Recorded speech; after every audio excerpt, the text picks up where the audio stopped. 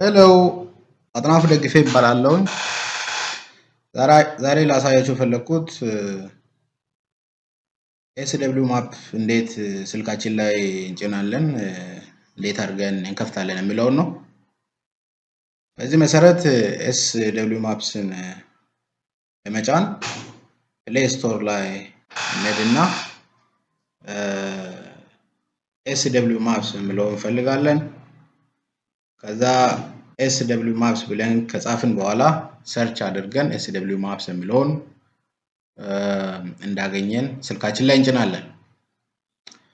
ከጫንን በኋላ እንወጣና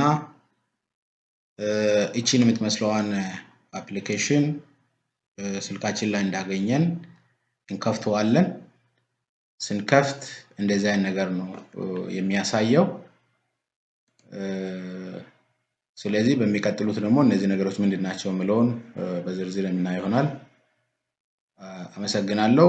ቪዲዮ ከተመቻችሁ ላይክ፣ ሼር እና ሰብስክራይብ በማድረግ ይከታተሉ። ብዙ ከዚህ በኋላ ባሉ ጊዜዎች በጂአይኤስ፣ በኪው ጂአይኤስ፣ በአርክ ጂአይኤስ እና በአር በፓይተን እነዚህ ሶፍትዌሮች ላይ ሰፊ